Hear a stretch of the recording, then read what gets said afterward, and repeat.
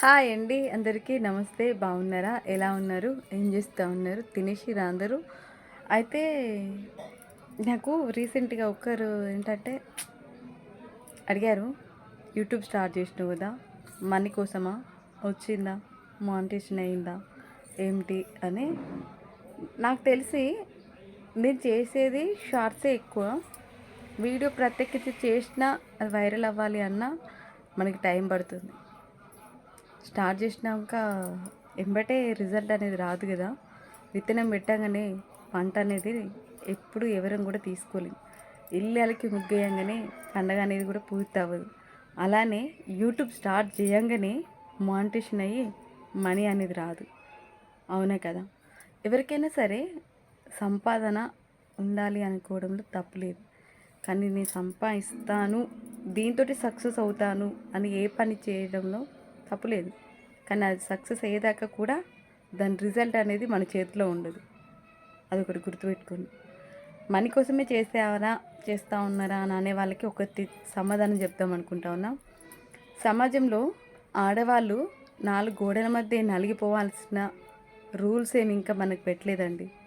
ఎవరి ఇష్టం వచ్చినట్టు వాళ్ళు, ఎవరికి చేతనైన పనులు వాళ్ళు చేసుకుంటూ పోవడానికి ప్రతి ఒక్కరికి ఒక స్వేచ్ఛ అనేది ఇచ్చిండు భగవంతుడు. అది మొబైల్ రూపంలో కూడా మా చేతిలో ఉన్న ఒక ఆయుధం లెక్క వాడుకోవడానికి కదా.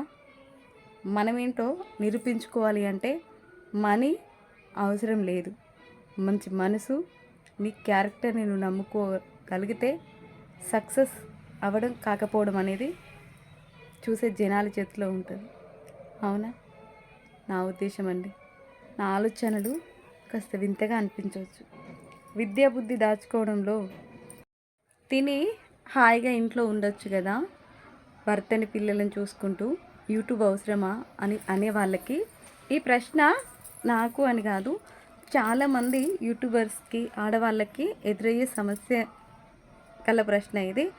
అడిగే వాళ్ళకి అందరికీ ఒక సమాధానం ఇవ్వాలి అనుకుంటా ఉన్నా. నట్టింట్లో ఉండి 4 గోడల మధ్య ఎప్పుడు కన్నీళ్ళు పెట్టుకుంటూ ప్రశాంతత లేకుండా బ్రతకడమే ఆడదాని బ్రతకంటే. అందులో మాకు నచ్చిన చిన్ని చిన్ని పనులు ఇష్టపూర్వకంగా వంటలు చేసే వాళ్ళు వంటలు కానివ్వండి, మాట్లాడదాం అనుకునే వాళ్ళు మాటలు కానివ్వండి, ఇంకా నానా రకాలుగా నానా విధాలుగా ఉపయోగించుకుంటూ ఉన్నాం మంచికే. చెడుగా పోయే వాళ్ళది వాళ్ళ పరిస్థితులను బట్టి వాళ్ళ క్యారెక్టర్ డిసైడ్ అవుతారు. అది మనకు సంబంధం లేని విషయం. అలానే చెప్పి అందరినీ చెడుగా యూట్యూబర్స్ అని అంటేనే ఒక చెడు దృష్టితో చూసి ఒక ముద్ర వేయొద్దండి.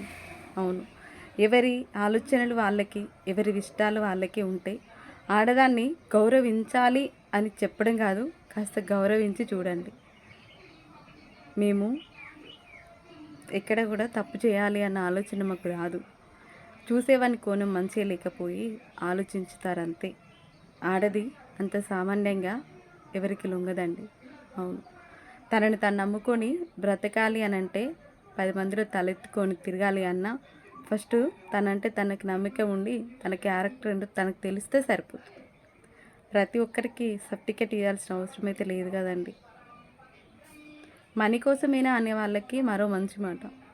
మనీ అంటే ఇష్టం లేని వాళ్ళు ఎవరూ లేరు. మనీ అంటే అవసరం రాని చోటు అంటూ కూడా ఎక్కడా లేదు. మనీ ప్రతి ఒక్కరికి అవసరమే, కానీ అంతకన్నా మనశ్శాంతి ఇంకా ఇంపార్టెంట్. మాకు ఈ వీడియోస్లలో కాస్త ఎంతో వీడియో చేస్తే ప్రశాంతత మనశ్శాంతి ఉంటుందా అని కూడా మీకు డౌట్ వస్తుంది. అది నేను ఎక్స్పెక్ట్ చేసిన. వీడియో చేస్తే మనశ్శాంతి ప్రశాంతత కాదు, మమ్మల్ని మేము నమ్ముకొని వీడియో స్టార్ట్ చేసి చూసినామా దాంట్లో ప్రశాంతత ఉంటుంది మాకు. ఇంకొకటి, ఎప్పుడు చిన్నంచు వేయద్దు ఎవరిని కూడా. ఎవరి క్యారెక్టర్ వాళ్ళకు చాలా ఇంపార్టెంటు. ఎవరిని వాళ్ళు నమ్ముకొని లైఫ్ కొనసాగించడం ఇంకా ఇంపార్టెంటు. మాకు ప్రశాంతత ఉంది, మాకు కంఫర్టే అనిపించిన ఏ పనైనా కూడా, ఏ ఆడవాళ్ళైనా, పోలీస్ జాబ్ చేసే ఆడవాళ్ళు కూడా ఉన్నారు, హాస్పిటళ్ళల్లో వర్క్ చేసే ఆడవాళ్ళు ఉన్నారు, డే అండ్ నైట్ కష్టపడి ఇంటిని, పిల్లలని, భర్తని పోషించుకునే ఆడవాళ్ళు కూడా ఉన్న రోజులు ఇవి. ఆడదంటే ఆట వస్తువు కాదు, ఆది పరాశక్తి అని మాత్రం ప్రతి ఒక్కరు గుర్తుంచుకోండి. మాతోటి కాదు అనేది ఏదీ లేదండి. మేము చెయ్యాలి అనుకుంటే ఏ పనైనా సరే, ఎంత కష్టమైనా సరే చేసి నిరూపించుకునే సత్తా ఆడవాళ్ళకు ఉంది. అంత ఆలోచన విధానాలు ఉన్నాయి కాబట్టే మాకు ఎన్ని కష్టాలు వచ్చినా, ఎన్ని అవమానాలు జరుగుతూ ఉన్నా, అత్తింటో పుట్టింటో ఎన్ని సమస్యలతో మేము పుట్టి పెరిగినా కూడా ఎక్కడ తలవంచుకోకుండా మిమ్మల్ని తలెత్తుకునేలా నిలబెట్టి చూపించేదే ఆడదాని మనస్తత్వం. అదొక్కటి దృష్టిలో పెట్టుకొని ఒక మాట